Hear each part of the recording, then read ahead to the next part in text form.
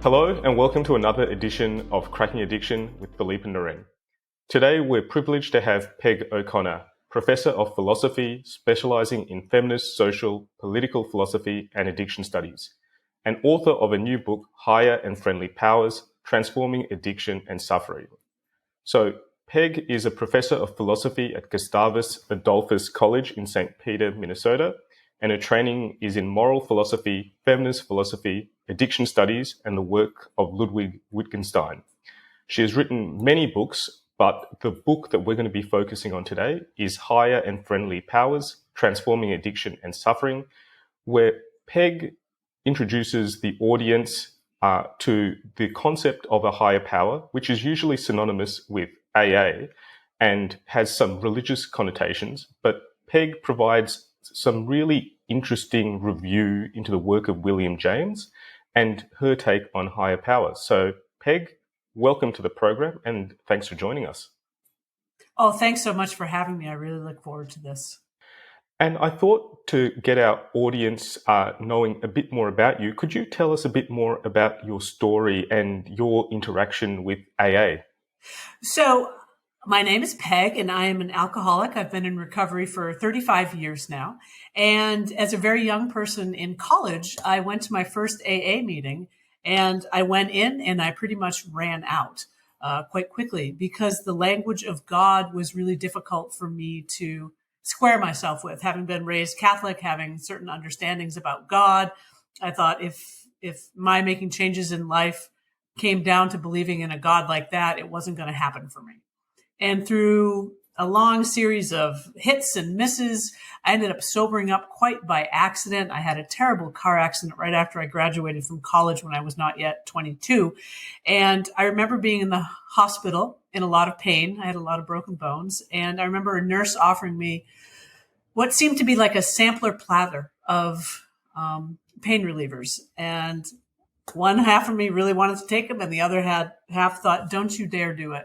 And I thought, you know what? I need to really change my relationship with alcohol and drugs. So at that time, when I was still in the hospital, I decided to run an experiment. How long could I stay sober? And I had stayed sober for periods of times. I was a tennis and squash player in college, so I would never drink during the season. But then as soon as the season ended, I'd be off and running. So I had stopped many times and I had started that many times plus one. And so I decided really to treat it as an experiment to see how long I could go. And I'm still going.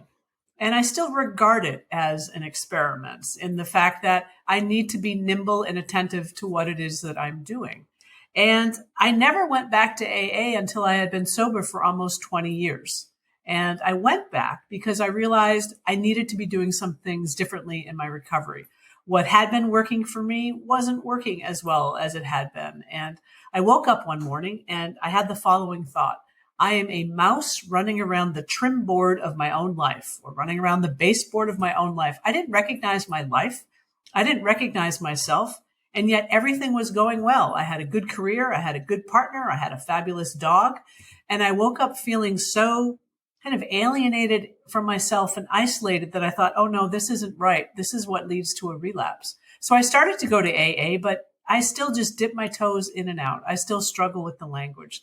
So this book that you were kind enough to reference is written for people like me who couldn't square themselves with a very Christian providential notion of God. I wanted to reclaim that term and return it to its original, much broader, much more inclusive sense than a Christian-centric God.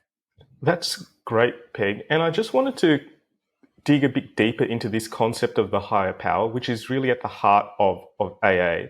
And you mentioned in your book about how the underpinning of this is the philosophical work of William James. Could you expand a bit about this intellectual titan, William James, and the impact he's had not only on the field of psychology, but on other thinkers and also the AA program in particular? So William James was an American philosopher, physician, and psychologist. He lived between 1842 and 1910, and his younger brother is Henry James, the novelist that many people may have heard of. And William James's family was wealthy and brilliant and utterly tormented. And William James's father struggled with his own alcohol use, and William James's one of his younger brothers, Bob, was a lifelong raging alcoholic. He was in and out of asylums for the inebriate his entire adult life. And William James was his primary caretaker in his elder years. And so William James is this acute student or astute student of human nature, particularly human suffering. And so he gave a series of lectures in 1902 called the Gifford Lectures about the varieties of religious experience, because he believed that spiritual impulses burn at the center of human nature. And by that, he didn't mean any particular religion. That he said religions really are doctrines and dogmas and institutions and practices, oftentimes founded on the profound spiritual experience of one person. But spiritual impulses burn at our center. And really what those spiritual impulses do is they reach towards something more expansive. That reaches towards something either deeply within a person or outside in the world. And so, as James said, higher and friendly powers are expansive, and that anything can play the role of a higher power.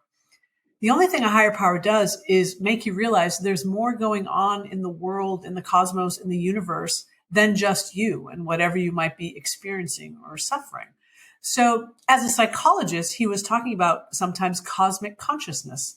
And so he knew Carl Jung. Jung was, starting out when James was towards retirement. And he was just utterly captivated, James was, by the ways that people can fundamentally transform who they are and how they are in the world when they have this kind of connection to higher powers. So the connection to AA is this. So the founder of AA is Bill Wilson, who in 1934 checked himself back into another asylum for the inebriate to try to dry out one more time. And he was defiant. And this was a guy, Bill Wilson, who had a lot of confidence in everything that he did, except this one thing: he couldn't stay sober. So utterly defiant, going through withdrawal, probably having the DTs and probably hallucinating because he was taking belladonna as well. He said he felt this sudden gust of, well, not wind, but spirit, and that his desire to drink was suddenly removed. And so he's profoundly grateful. And then not long after, he thinks, I'm going crazy. So a friend of his who had also stopped drinking had been reading William James's Varieties, and he gave him a copy of that. And from that, Bill Wilson took this concept of higher power, but instead of keeping the more expansive sense of it, he really, really reduced it to a very Christian, familiar to him sense of God as we understood him, and imported a lot of a providential framework that God has a will for us and human beings should step out of the way, and that God can do things for us that we couldn't do by ourselves. And that if we were to turn our will over to the life of God and follow his plan, that all will be well. And so my hope in this book is to reinflate that notion of higher power, prize it away from that Christian-centric notion, and say to anyone, anything can function as a higher power, as William James said. It could be ideals about truth and beauty. It could be a sense of human decency. It could be patriotism, moral principles. It could be a belief that you could be a better self. So a higher and friendly power is anything that causes a person to expand. And I think what we know about addiction is we tend to collapse down onto ourselves, or our worlds are reduced to just our suffering and agony. And higher and friendly powers aims to sort of open a person back up and to help them be more expansive. That's a brilliant summary, as well as elucidation of the concept of a higher power. And I think it's great that you're dispelling this concept of the Christian-centric God at the heart of AA, because for some people, that is something that they're interested in, but for a lot of people, it makes AA less palatable. But could I ask you just to expand a bit more about the higher power concept and how that can help us make, say, significant spiritual or practical changes in our lives, this non-denominational higher power concept? That's wonderful, because the other concept that Bill Wilson took from William James was the notion of a conversion, that Bill Wilson understood himself to have had a conversion where God reached down and touched him and changed something in him, and then he was different. And William James says a conversion is just a psychological process, and that it feels like there's an excursion from without because it can feel so sudden, and it could feel violent, or it can feel like this kind of epiphany. But James says we can all author our own conversions. And when we are converted, he says, and this is a wonderful phrase from 1902, he says, our habitual center of personal energy, so 1902, it sounds pretty new agey woo-woo, our habitual center of personal energy changes. So what had been the axis around which much of our life turned, or our beliefs about ourselves or our relationships, that axis can change. But the crucial thing, James says, is that we're the author of it. So even those sudden tsunamis of feeling like God is removing something from you, William James would say, well, if your over beliefs, your background beliefs, your explanatory beliefs are against a Christian background, which Bill Wilson's were, Calvinist background, that you'll fit that experience into that framework and make sense of it. Oh, God must have, somehow entered into me. I'm filled with spirit. Where James would say, most likely not, that someone had been thinking about something, and there's the conscious mind, and then there's the unconscious mind, where the incursion comes from within. Something in the unconscious might rocket its way through. It gets through the guard dog quality of the rational conscious mind, or something had been slowly kind of moving along, and then it kind of bubbles to the surface. He said those are both conversions. So any person can have a conversion, although James says some people are more susceptible to them, particularly people who suffer greatly. But that's not to say that, in AA where they talk about rock bottom, I don't like the concept of rock bottom because it makes it seem as if there's some objective point that everyone must reach, so they slam down into it and maybe they will then bounce back. James says, no. Each individual has their own misery threshold. How much suffering can they tolerate? And some people can suffer a lot before they decide to make any changes. And other people, do the equivalent of running for a spiritual bottle of ibuprofen or Motrin when they're in some distress, and they will change things more quickly. So James says the speed of change doesn't matter. The origin of change, if you believe in a God and that hypothesis works for you, great, go with it, run with it. But for those of us who don't believe in a God, but we feel ourselves changing, we're the authors of that. And so we can author our own conversion. It's very empowering. Indeed, it is. And I'd just like to second what you said in that I've seen people make changes without hitting quote unquote rock bottom. And I think it's just the individual path of people. Yes. Not everyone follows the same pathway, and there's no real pathway with alcohol use disorder anyway. There's no, you must hit point A, then B, then C, then go all the way to Z. Everyone does their own variation of this. But I think you raised a really interesting point for me. And it's something that I did want to ask is it possible to have a spiritual recovery without the religious component attached to that commonly? Oh, yes. And I think James was trying to be very careful to separate spiritual from religious. So they can overlap at times. Certain religions may really feed someone's spiritual nature, and religions could be a wellspring of spirituality for some people. But religions can often stifle spirituality as well. And so James was not interested in the theological debates, if there's a God, why is there evil? What's the nature of God? All of that, he said, that's the stuff of theology. I'm not interested in that. For him, he's just really interested in those impulses that just seem to be a part of human nature.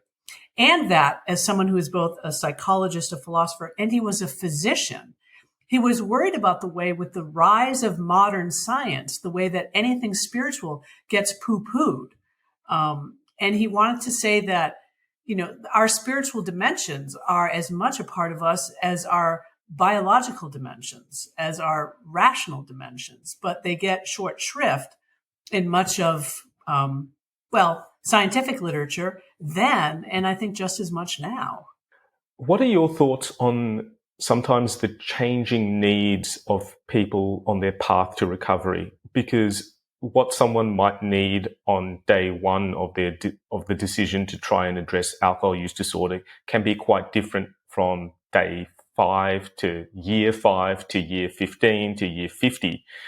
How do you speak to people with alcohol use disorder, but also manage the constant changing needs and requirements of people as they navigate their pathway through recovery? I think that's an important question. One of the things that William James says is we're constantly changing. It's not that we have a self that gets set in stone and it never changes. He'd prefer to say that we're always selving. Our material selves, our spiritual selves, our social selves are always changing. So we're always changing to good or bad effect or to kind of neutral effect. So I know for me, I had been sober for 19 years. And, I thought I really had the world by the tail. And I came to realize that I was running on a very high functioning autopilot, which, meant I was working really hard and working really well. But I felt like the lights were on and I wasn't home. And I realized that I had been ignoring the part of me that's in recovery. It was just kind of cordoned off from everything else I did. I didn't work professionally on addiction. I didn't talk about my addiction much. I mean, my friends knew. And I realized that I could be heading down a certain path by either taking my sobriety for granted and not kind of maintaining that kind of proactive, nimble engagement with myself. And so I think for me, the important thing is about flexibility. Am I willing to try new things to maintain my sobriety? So for me, it was trying to dip my toes back into AA. That still doesn't work so well for me, but there's Smart Recovery, there's Women for Sobriety, there's LifeRing. There are various things which are mutual support groups. Other people might need more medical intervention. They may need medication assisted therapies. They may need more psychological services. So, my belief is that for as many paths into addiction as there need to be an equal or greater number out of addiction. And, while we know there are some gold standards for addiction treatment, we know that they're not all easily and readily and equally available to people. And so how do we try to acknowledge that reality and still create ways for people, hopefully, to change their relationship with alcohol or drugs? And I think we need to put in the mix harm reduction as well. Alcoholics Anonymous is an abstinence-based program. And, I think abstinence for many people might be the absolute way to go. But if we take alcohol use disorder or, any of the other use disorders and say there's mild, moderate, and severe, I want to take it as something of a win. If someone could move from having a severe to a moderate or a moderate to a mild or to a mild and not having that problem. So nothing should be all or nothing. That will be the only categorical statement that I'll make. But to be proactive and be attentive to your recovery, I think is crucial. And I think that's the very thing that we stop paying attention to, ironically. Absolutely. And I think you've raised a good point, and you also mentioned some of the other recovery programs as well.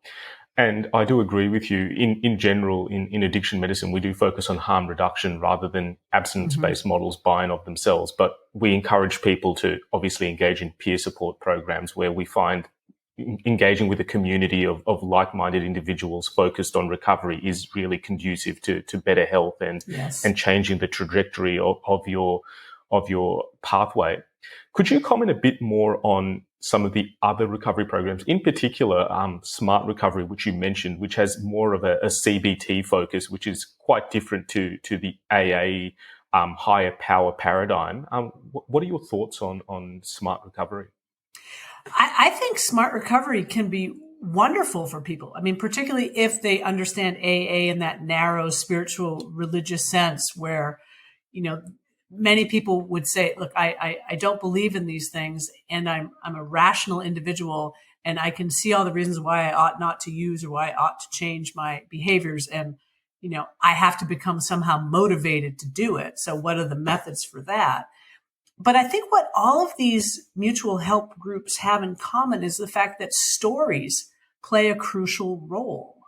that listening to other people's stories and seeing yourself in them, so seeing yourself reflected in the story of another, which I think is crucial, say, in early recovery, to hear a story from someone who used like you did, or maybe even worse, or had more catastrophic losses, or didn't lose much. And then to begin to say, well, if that person can do it, I can do it. I mean, one of the ways that I describe people in recovery is we're hitchhikers. We're catching rides on other people's sobriety until we can begin to make more progress. Yes, on our own, but oftentimes somehow in conjunction with others. And I fully acknowledge that some people completely sober up on their own. I mean, in many ways, I feel like that's what I did on the one hand, but on the other hand, I also know that I made myself a very supportive friend network. So, Smart Recovery, Life Ring, all of these groups, I think, understand it for like what you said, the benefits of being with people who have similar experiences, even if they come from very different walks of life, is very important to achieving self-knowledge and also to stoking a person's self-motivation. And with regards to, I guess, that last comment that you made about helping someone get that self-knowledge and that understanding, is there something as a psychologist and someone who has struggled with alcohol use disorder in the past that you would, is there any advice you would give anyone in speaking to someone with alcohol use disorder or starting that conversation? Because a lot of the time we see parents, friends, acquaintances of people who are struggling with alcohol use who do not have the language or the vocabulary, or who are worried that they will make a situation worse or offend a person. Is there anything that you would advise people in those situations as to the language or the tone in which to speak to people? Oh, thanks. And I'm a philosopher, so I just want to make sure I'm not, false advertising. I'm not a psychologist, but as a philosopher. And I think the category of self-knowledge as it's related to how others see us is crucial. So I think a lot of people struggling with addiction, two things happen. One is that we tend to think we know our true self because we have, private access. We know what we're really like. We might put on a good face, but other people, are going to judge us one way. All the while they don't know that perhaps we're crumbling inside. And what I say to people is that kind of introspection oftentimes seems like you've got funhouse mirrors. So you've got the convex and the concave mirrors where you think you're perceiving accurately, but you're looking at distorted images of yourself, but yet you take that to be total truth. And so that self-knowledge gets skewed in a bad way. And the other thing that happens, I think that self-trust is oftentimes a very early casualty of developing a substance use disorder. We stop trusting ourselves in certain kinds of ways, except about what we think is our self-knowledge. And so in talking to friends or family, or talking to the person who's struggling themselves, it's really important that they come to trust themselves. They come to trust themselves, and they trust the others perhaps who see them differently from their own distorted self-image. So I remember being in an AA meeting one time when a woman was talking about the fact that she had been sober for about a year, and hers was a very rough recovery. And a woman who was newly in there, just came up and told her how much that she admired her and to hear her story. And, this woman had to suddenly take into account that someone thought she had some worth and was doing good things and saw her differently from how she saw herself. And so I know that, our families and friends oftentimes have a very good view of us, but their views of us too are through their own filters, through their own lenses. So, I think in terms of talking to people struggling and talking to the people who are our family or friends, there's a similar kind of distortion that can happen there. And the question is, how do you take the time and how do you have the skill to try to remove those filters so that you can perhaps learn more about yourself and learn more about the others? And as you learn about that, how to take a kind of proactive responsibility that, responsibility is forward looking as much as it is backwards looking. So, when family members say to someone who's been struggling, look, you really screwed up. You did all these things. You can get a bulldozer and put all the blame on them in the world, but that's not going to be productive if there isn't also a sense of, and here's what responsibility looks like moving forward.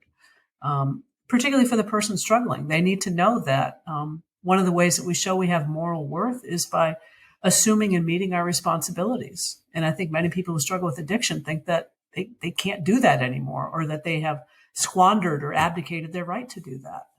And I think in clinical practice as well, telling people what to do rarely works. We usually use a motivational interviewing framework where we try and create that dissonance between where the patient or person wants to go, where they are now, and kind of encouraging the person to see the steps or list down the steps of recovery as to where to get to where they want to go from where they are. Because I think also that sense of ownership and being in charge of your recovery or your path in life. None of us like to be told what to do or forced into something that we don't feel that we need in particular. So giving that agency or that sense is kind of critical in that pathway to recovery. I totally agree. And one thing you said just struck me. In motivational interviewing, trying to get people to imagine what life could be like or what different steps they could take. I think another early casualty of developing a use disorder is that our imaginations get stuck running only in one direction. And that's the kind of worst case scenario, because maybe either we've been there or we've towed up to the line.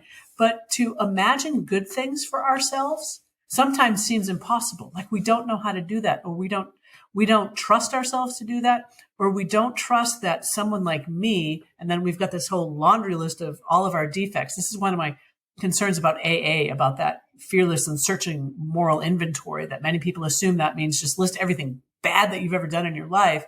And for me as a moral philosopher, a full moral inventory includes, yes, maybe some of I don't like the word defect even, some of the things you struggle with, but also some of your virtues. And so there's got to be kind of equal airtime on those. And I think that, many people have a hard time imagining. They don't dare imagine. And I've often wondered, how does that hold some people back? Because we do need imagination. Because we do sometimes have to imagine the life that we want to have. I mean, we've got to have some kind of something to which we long to compass, some positive ideal, something that's better than just, I know everything wrong that I've done, but you have to move to something positive. And that sometimes can be very hard. But that's where William James might come in and say, as you begin to imagine those positive things, those positive ideals, that could be your higher and friendly power. Absolutely. And I think a strengths-based approach in general is always a good place to start, to let people know that you do have the capacity, you do have the capability. The present situation is not always going to be your future going forward. Things can get better. And I think sometimes, especially with the patients that I've seen in my clinical practice in addiction medicine, by the time they come and see me, they've probably gone through quite a few different other pathways per se. Mm-hmm. And it can be quite isolating. And you've been told by peers, society, other people that you have no worth, that this is the way things are. And it is quite isolating. So I think one of the benefits of these peer support groups and programs is to show people that you are not alone.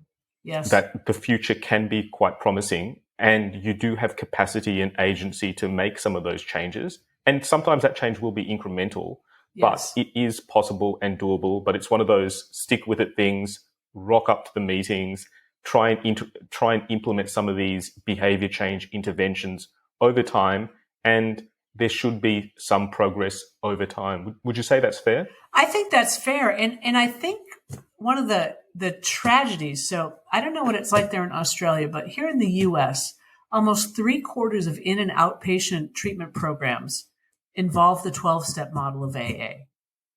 And so many people go to treatment and insurance doesn't always cover it. So maybe they know their family has taken a second mortgage out on their house or has, raided their retirement accounts. And so they go to a treatment plan, they go to a program where the structure doesn't work for them, and so they fail. So now not only are they an alcoholic, but they're a bigger failure because they have perhaps put their family in great financial distress. And so then they try something else, and then they try something else. And that sense of being not just a failure, but a moral failure. So to hear you use words like agency, those are the language of moral philosophy. So to hear the sense that someone feels like they have no worth because they fail every single time.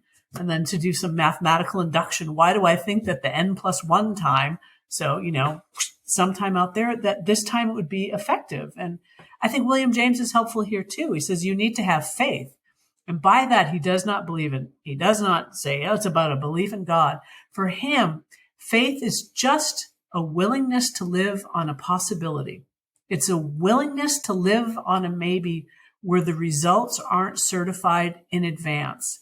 It's a working hypothesis of what if I did this? And that's all that faith is. But he says faith can help to bring about fact, and which I think is an interesting way to look at faith. Faith isn't something that you just have or don't have. It's something that you make, and faith helps to make facts, and your facts might help to shore up faith. And to say which one comes first is chicken or egg, but you don't have to have faith in some God doing the big things for you. It's just faith. And he's got this wonderful example of you're out hiking and you're lost and you got to go to the left, you got to go to the right. Standing there and doing nothing isn't really a viable option. So you have faith, you take the steps down the right-hand path, and that may bring about the fact that you get back to civilization. You may be wrong, but then you have faith that the left path will take you there. Nothing mysterious, nothing big metaphysical about faith. It's just a good old-fashioned working hypothesis, no different in kind from faith that you are going to be able to repair the leak in your kitchen sink. Very kind of basic and common sense. That's a really great point. And the importance of faith is so underrated, I think. And I think one of the great things about your book is that it decouples the religion from AA, but does show the utility and the benefit of programs like AA and how you can kind of utilize this program that seems quite rigid and dogmatic, but then utilize it to meet your own needs and help you on your path to recovery. As we've said, I guess, in this conversation thus far, there's no one-size-fits-all models, and there's a lot in the AA framework and paradigm which is quite useful and helpful to a lot of people. Yes. Sometimes the religion can be a bit confronting to people who are not religious and may make them not look at AA. But the way you talk about this higher power and decouple spirituality from religion and how it's possible to get benefit from AA through that spiritual lens, I'm hopeful when people read your book and hopefully implement this, it will show some of the strategies of making a meaningful recovery, this living in faith without being coupled to religion. Oh, well, from your lips to the universe. I mean, the idea that, my hope would be that AA be a viable option perhaps for people who don't have any other choice or who have tried other things, but they have to be able to be in the rooms and not feel like they're being dishonest or feel like that, they're having religion shoved down their throat. I mean, AA meetings can really vary. You can have some very rigid meetings, or you can have some that are like, they've taken out the God language and they'll just talk about the universe or something like that. So that's the other part of it.